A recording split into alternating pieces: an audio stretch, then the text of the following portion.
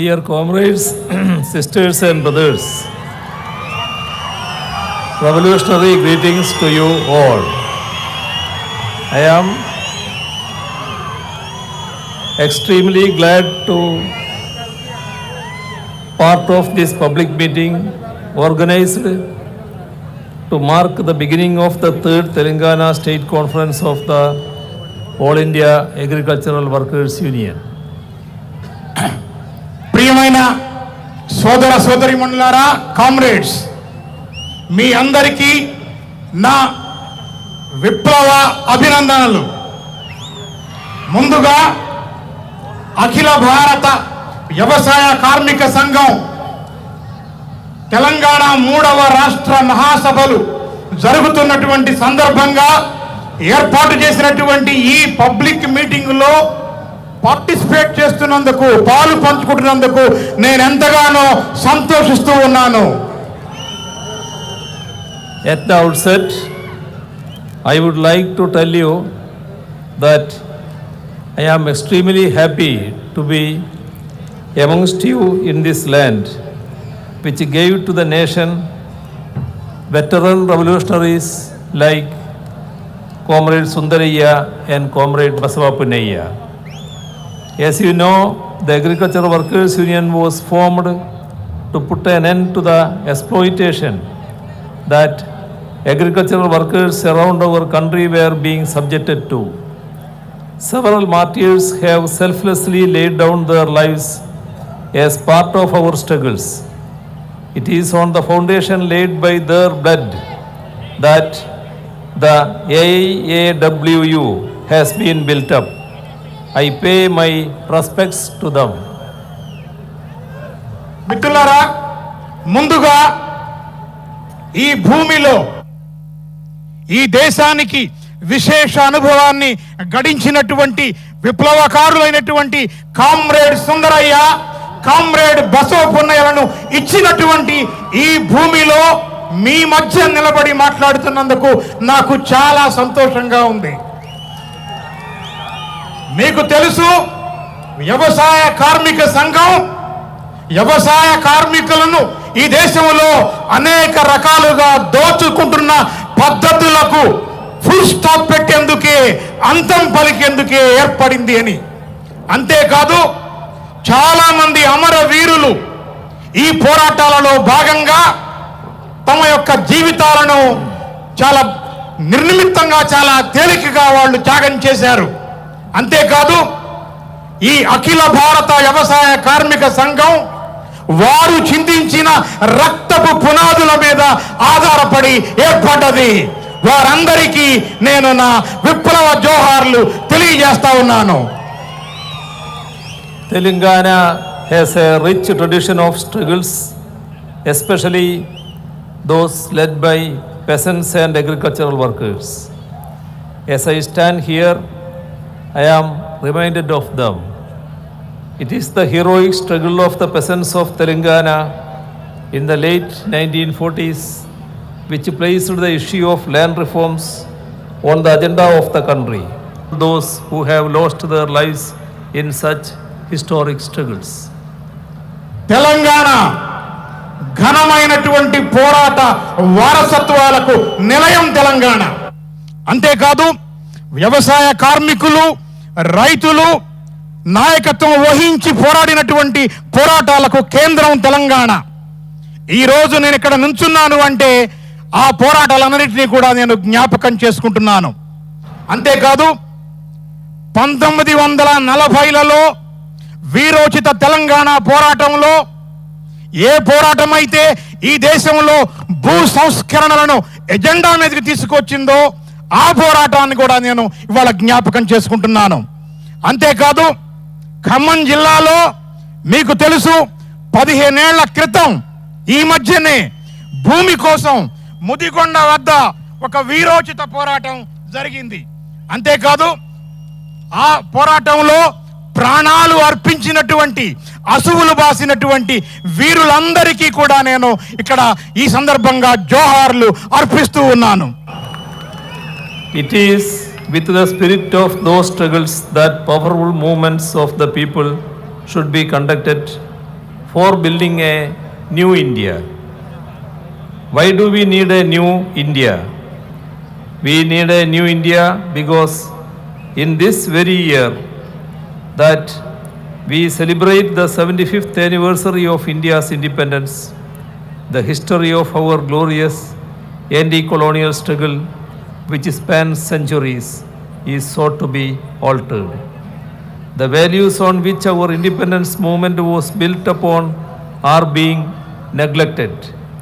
Those who fought for secularism and democracy are being sidelined, while the communal forces, henchmen who murdered them, are being glorified.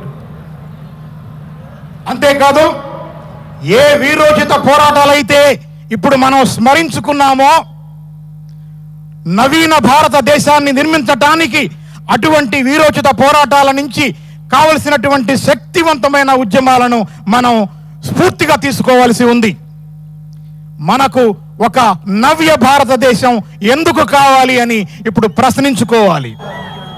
భారతదేశానికి స్వతంత్రం వచ్చి ఇవాళ 75 ఏళ్ల పూర్తి అయింది. ఆ వేడుకలు జరుపుకుంటా ఉన్నాము. వలసవాద వ్యతిరేక పోరాటం 100 ఏళ్లుగా చేశాం మనం.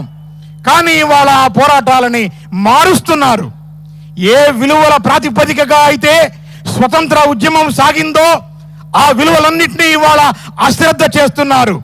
అంతేకాదు ప్రజాస్వామ్యం, లౌకికవాదం పక్కకు పెట్టి మతశక్తులు, కిరాయి గుండాల చేతులలో మరణించిన వారు ఎవరైతే ఉన్నారో వారిని పక్కన పెట్టి ఈ కిరాయి గుండాలను మాత్రం ఆకాశానికి ఎత్తుకుంటున్నారు, ఘనకీర్తులు ఆపాదిస్తున్నారు.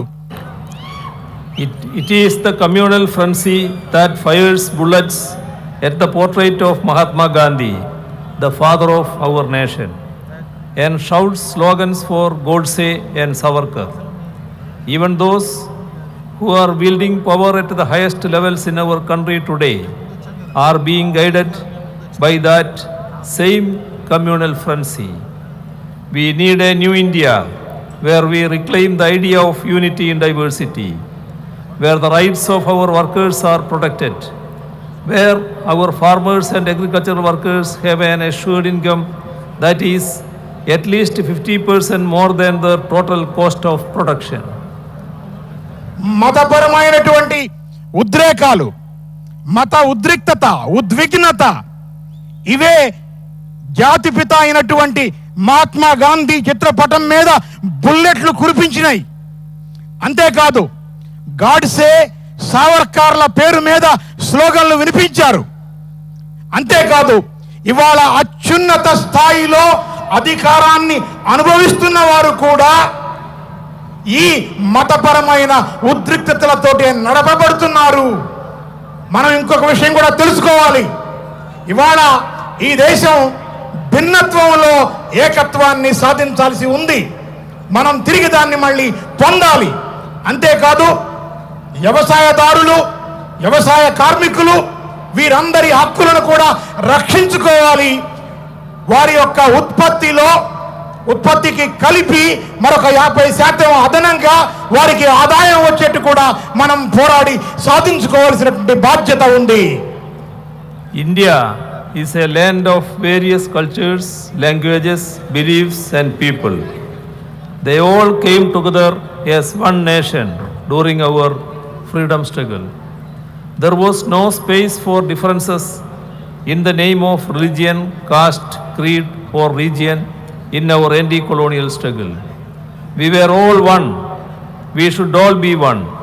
However, today our sense of nationalism is sought to be defined by the Hindutva forces.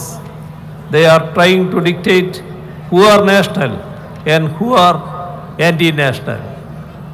ఈ దేశం విభిన్న సంస్కృతులకు, విభిన్నమైన భాషలకు, నమ్మకాలకి, ప్రజలకి నిలయంగా ఈ దేశం ఉంది.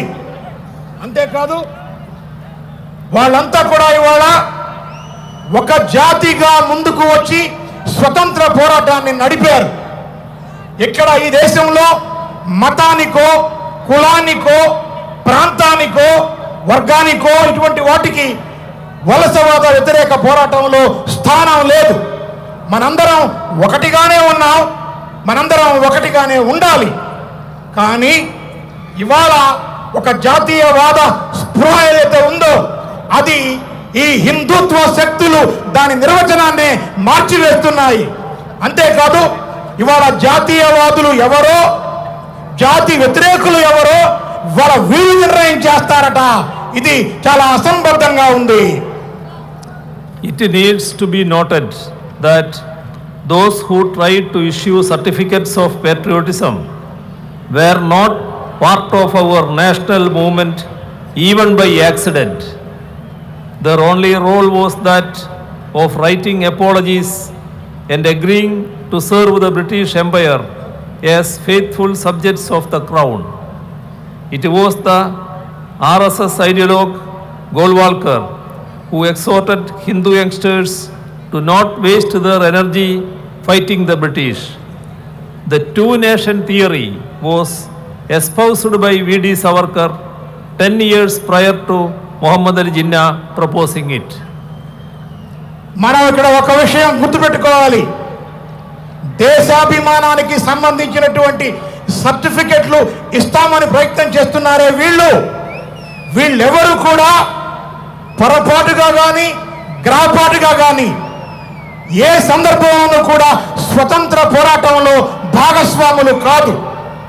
అంతేకాదు బ్రిటిష్ సామ్రాజ్యానికి, బ్రిటిష్ కిరీటానికి తల వంచి అపాలజీ క్షమాపణలు రాసి వారికి అనుకూలంగా పనిచేయడానికి ఒప్పుకున్న వారే వీరంతా కూడా. నిజానికి ఆర్ఎస్ఎస్ ఐడియాలజీని ప్రపోజ్ చేసినటువంటి గోల్వాల్కర్ హిందూ యువకులకు ఏమని బోధించాడు అంటే, బ్రిటిష్ వాళ్లకు వ్యతిరేకంగా పోరాడి మీ శక్తిని వృధా చేసుకోవద్దు అని చెప్పాడు. నిజానికి మహమ్మద్ అలీ జిన్నా 2 దేశాల సిద్ధాంతాన్ని ప్రతిపాదించడానికి 10 ఏళ్లకు ముందే విడి సావర్కర్ ఈ 2 దేశాల సిద్ధాంతాన్ని ప్రతిపాదించాడు అనే విషయం కూడా మనం ఈ సందర్భంగా గుర్తుపెట్టుకోవాలి. What we are seeing now is the pitiable attempt of those behind all sorts of vociferous tendencies to portray themselves as the apostles of patriotism and nationalism. The reality is that today a majority of the Indian people, be it Dalits or Adivasis or minorities or women, are constantly being attacked and their freedoms are being curtailed so as to break our unity as working class. ఇవాళ దేశాభిమానానికి, జాతీయతావాదానికి మేమే ప్రథమ శిష్యులము అని చెప్పుకుంటూ ఆ వెనకాల చాలా విచ్ఛిన్నకరమైన ధోరణులకు పాల్పడుతున్నటువంటి వీళ్ళు అని మనం గమనిస్తానే ఉన్నాము. వాస్తవం ఏమిటంటే ఈ దేశంలో ఉన్నటువంటి మెజారిటీ ప్రజలు, దళితులు కావచ్చు, ఆదివాసీలు కావచ్చు, మైనారిటీలు కావచ్చు, స్త్రీలు కావచ్చు, వీళ్ళు నిరంతరం కూడా దాడులకు గురి అవుతున్నారు. అంతేకాదు వారి స్వేచ్ఛలు పోగొట్టుకుంటూ ఉన్నారు. అలాగే శ్రామిక వర్గం యొక్క ఐక్యతను విచ్ఛిన్నం చేసేందుకై వీళ్ళు నిరంతరం ప్రయత్నం చేస్తూనే ఉన్నారు. Unity in diversity is the most cherished of our ideals. However, the union government's interferences are thwarting it. Efforts to impose Hindi is a part of such interference. No one would be opposed to Hindi. At the same time, we need to realize that trying to impose Hindi by doing away with our mother tongues will affect the integrity of the nation. భిన్నత్వంలో ఏకత్వమే మనం ప్రధానంగా కోరుకున్నటువంటి లక్ష్యం. అయితే కేంద్ర ప్రభుత్వం అనేక రకాలుగా జోక్యం చేసుకుంటుంది, దీనిని బ్రేక్ చేస్తోంది.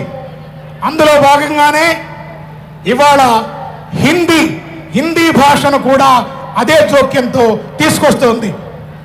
ఎవరం కూడా హిందీకి వ్యతిరేకం కాదు, కానీ అర్థం చేసుకోవాల్సింది ఏమిటంటే మాతృభాషలను నిర్లక్ష్యం చేసి, మాతృభాషలను పక్కకు పెట్టి కేవలం హిందీని అందరి మీద రుద్దాలి అని చూస్తే అది ఈ జాతి ఐక్యతకు వ్యతిరేకం అవుతుంది అనేది కూడా గుర్తుపెట్టుకోవాలి.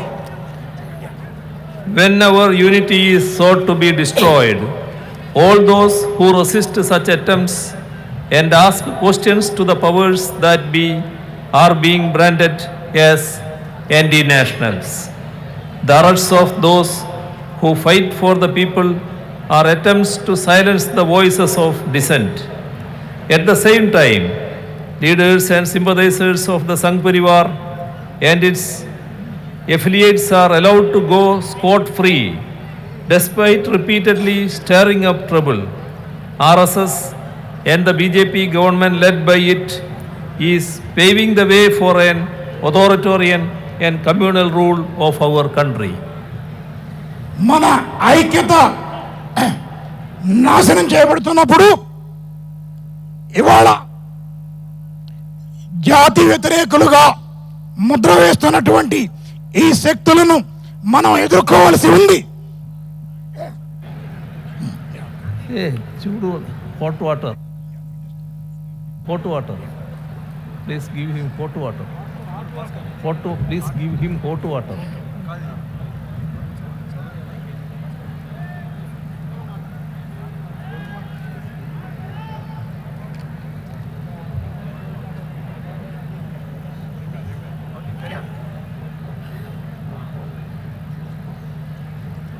అంతేకాదు నిరసనను వినిపించేటువంటి గొంతులను అరెస్ట్ చేసి ఆ ప్రజల మీద వారిని సైలెన్స్ చేసేటువంటి ఒక ధోరణి కూడా మనకు కనపడుతుంది. అదే సమయంలో సంఘ పరివార శక్తులు అవి మాత్రం చాలా స్కాట్ ఫ్రీగా ఎవరు కూడా వారిని పట్టించుకోకుండా వదిలివేస్తున్నారు. ఆర్ఎస్ఎస్ బీజేపీ గవర్నమెంట్లు ఇవాళ ఒక నియంత్రితమైనటువంటి మతపరమైనటువంటి పరిపాలనని ఈ దేశం మీద రుద్దుతూ ఉన్నాయి. The union government is taking steps that destroy the country's federal structure. We need to recognize that one nation, one uniform is an affront on the state's powers which are entrusted with the duty of ensuring law and order. కేంద్ర ప్రభుత్వం ఇవాళ ఈ దేశ సమైక్య నిర్మాణాన్ని నాశనం చేసేందుకు అనేక రకాల చర్యలు తీసుకుంటా ఉంది. మనం జ్ఞాపకం పెట్టుకోవాలి, ఇది ఒక దేశం ఒక యూనిఫామ్ అనేది రాష్ట్రాల మీద ఒక దాడి లాంటిది అనేది మనం గుర్తుపెట్టుకోవాలి. అంతేకాదు రాష్ట్రాలకు ఇచ్చినటువంటి లా అండ్ ఆర్డర్ ఏదైతే ఉందో దానిని ఎంట్రస్ట్ చేసే దాని మీద కూడా ఇది ఒక రకమైనటువంటి అపనమ్మకాన్ని కలిగించేదిగా దాడి చేసేదిగా ఉంది అనేది కూడా మనం జ్ఞాపకం పెట్టుకోవాలి. Repeatedly, laws are being enacted by the parliament on subjects in the state list in the constitution, be it law and order, agriculture, cooperation, power, or so on. Bills that infringe upon the rights of the states are being enacted into laws even without seeking the opinion of state governments. Even while entering into international agreements that affect the states, the union government does not inform state governments, let alone seek their consent. రాజ్యాంగంలో రాష్ట్రాల జాబితాలో ఉన్న అనేక అంశాలని పార్లమెంట్లో చట్టాల రూపంలో తీసుకొచ్చి వాటిని పదే పదే రాష్ట్రాల మీద రుద్దుతున్నారు.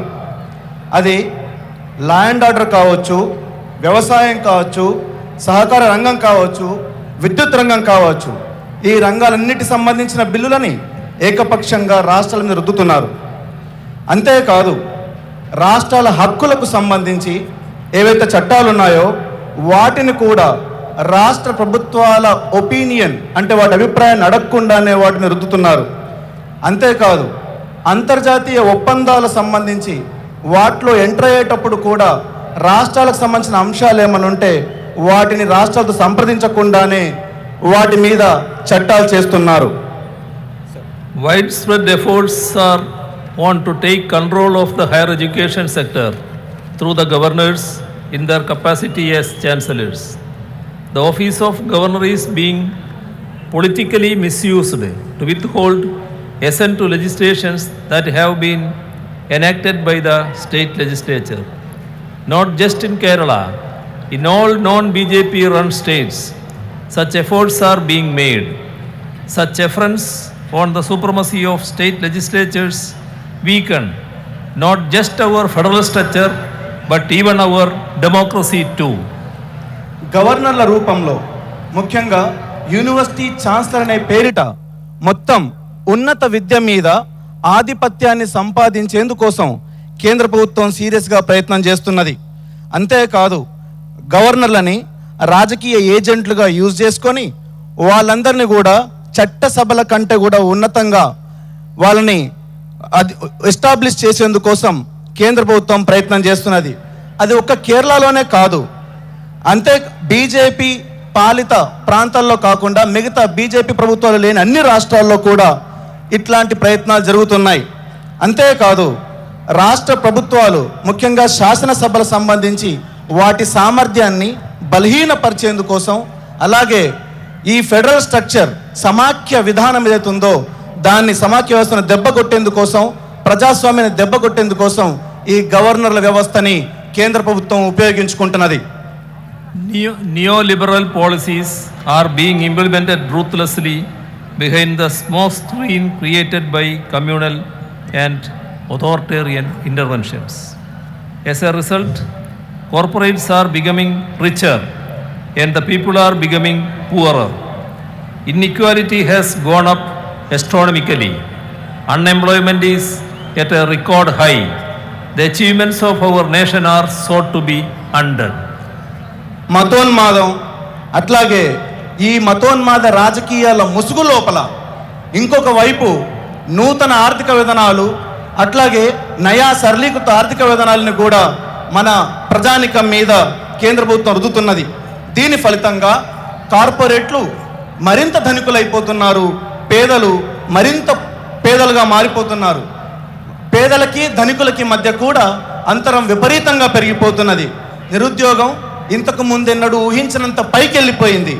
అంతేకాదు ఇప్పటిదాకా దేశం ఏదైతే సాధించిందో ఆ సాధించిన ఘనతలన్నీ కూడా ఇప్పుడు ఒక్కొక్కటిగా కనుమరుగైపోతున్నాయి. Public sector enterprises, which are the wealth of the nation, are being sold off. In the last budget alone, rupees 65,000 crore was sought to be raised through their sale. The government, which says that they do not have money to provide relief to the ordinary people, have written off loans of corporates to the tune of rupees 11 lakh crores. We need to remember that this amount would have sufficed to ensure food security in the nation. మన ఆస్తి ఏంటి?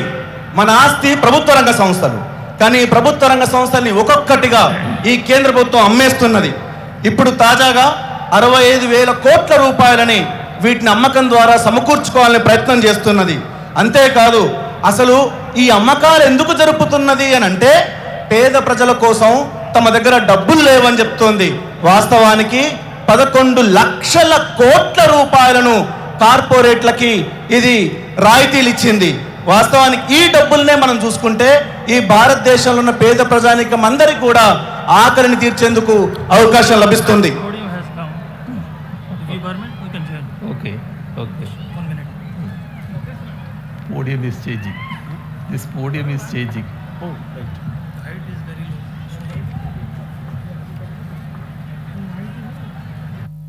Podium changing.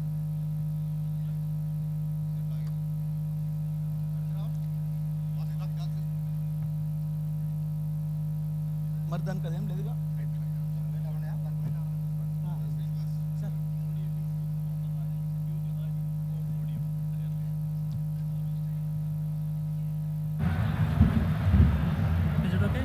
Okay.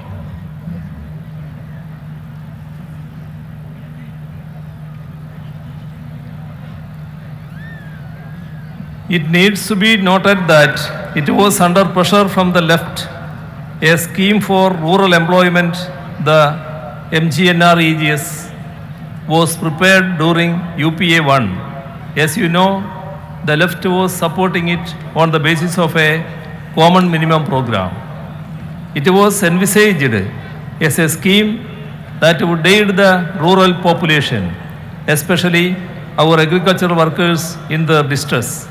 But allocation for the same and work days under it are repeatedly being cut down. మనం గ్రామీణ ప్రాంతాల్లో చూస్తే ఈ ఉపాధి హామీ పథకం ఏదైతే ఉందో అది వామపక్షాల మద్దతుతో ఉన్న యూపీఏ ప్రభుత్వం అప్పుడు వామపక్షాల ఒత్తిడితోని దాన్ని తీసుకొచ్చింది.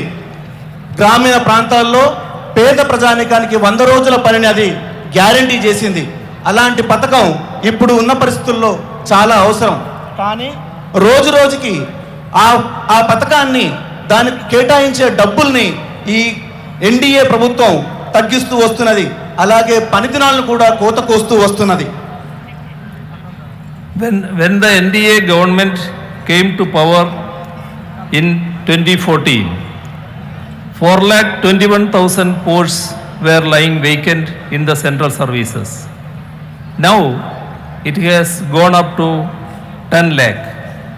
Despite that, over the last 8 years, only 0.33% of the applicants have got posting. 3,03,000 vacancies are left unfilled in Indian Railways. In the armed forces, 1,25,000 posts, and in the defense services, 2 lakh civil posts are lying vacant. Yet the Agnibus scheme with temporary appointments is being implemented. This is in a country in which 42% of the youth between ages 20 and 24 are unemployed. 2014లో ఈ NDA ప్రభుత్వం అధికారంలోకి వచ్చినప్పుడు 4,21,000 vacant పోస్టులు కేంద్ర ప్రభుత్వంలో ఉండేటివి. అవి ఇప్పుడు 10 లక్షలకు చేరినాయి. ఇవన్నీ 8 ఏళ్లలోనే ఈ ఖాళీలు ఇట్లా పెరుగుతూ పోయినాయి. అయితే ఇప్పటి వరకు 100కి 0.33% పోస్టులు మాత్రమే, అప్లికేషన్స్ మాత్రమే పరిశీలించబడ్డాయి, వాటిని మాత్రమే పోస్ట్ అయ్యాయి. 3.303 లక్షల వేకెన్సీ అంటే 3,03,000 వేకెన్సీస్ ఏవైతే ఉన్నాయో అవి ఇండియన్ రైల్వేస్లో ఉంటే, ఆర్మ్డ్ ఫోర్సెస్ అంటే ముఖ్యంగా సాయుధ దళాలు, మనం ఏమైతే సైన్యం గురించి మాట్లాడతామో అందులో 1.25 లక్షలు అందులో పోస్టులు ఖాళీగా ఉన్నాయి. అట్లే రక్షణ శాఖ డిఫెన్స్ సర్వీసెస్లో 2 లక్షల సివిల్ పోస్టులు ఖాళీగా ఉన్నాయి. అయితే ఇవన్నీ ఒకవైపు ఉంటే అగ్నిపత్ పేరిట ఈ మొత్తం పర్మనెంట్ వేకెన్సీస్ పర్మనెంట్గా నింపకుండా టెంపరరీ ఉద్యోగాలతో వాటిని నింపేందుకోసం ఈ ప్రభుత్వం ప్రయత్నం చేసింది. ఇది ఎట్లాంటి పరిస్థితిలో ఉందంటే, ఒకవైపు మన భారతదేశం యంగ్ భారత్ అంటాం, అంటే 20 నుంచి 24 ఏళ్ల లోపు ఉండే జనాభా మొత్తం భారతదేశంలో 42% ఉన్న ఈ టైంలో నిరుద్యోగాన్ని ఆ రూపం ఆపడంలో కేంద్ర ప్రభుత్వం ఈ విధంగా పూర్తిగా వైఫల్యం చెందింది.